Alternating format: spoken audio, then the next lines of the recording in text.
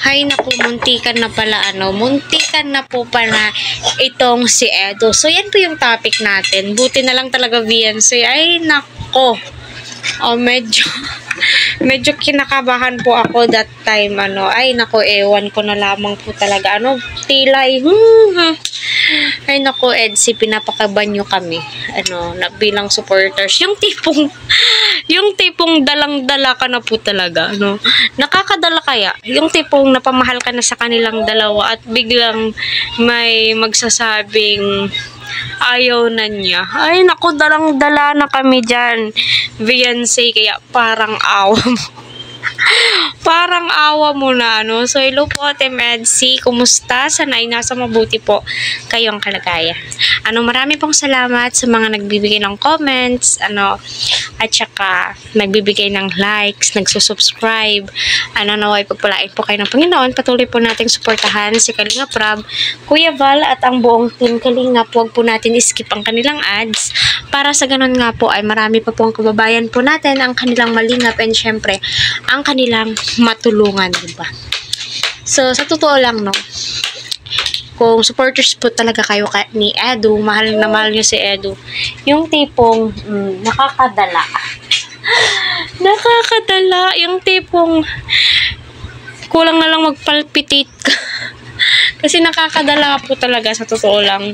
Dalang-dala na po ako, ilang supporters or ilang sinusuportahan ko na po. Yung biglang, yung kakabahan ka sa title, mapapapindot ka talaga at nasa gitna pa po siya ng intro. Masasabi mo,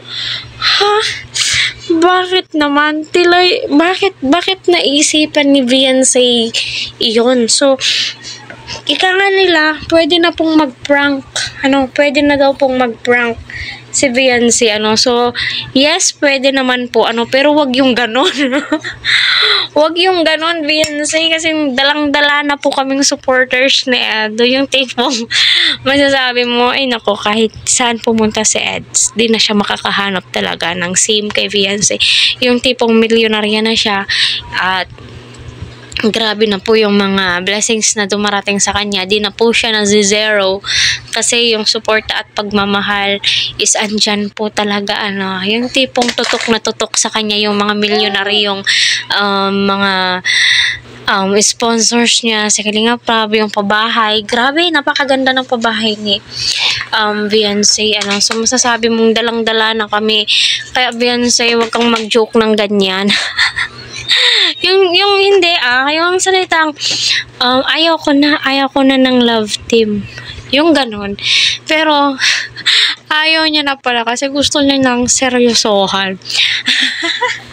Ay nako, ewan ko na lamang po talaga kaya mapapaisip ka na lang din minsan mapapaisip ka na lang, what if, diba, yung masasabi mo sa sarili mo or matatanong mo, what if kung ganun talaga, what if, siguro ayaw ko na.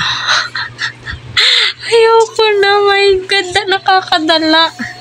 Ewan ko ba, dalang-dala na po ako pero ramdam naman po natin yung suporta at pagmamahal is napaka-solid po talaga, diba?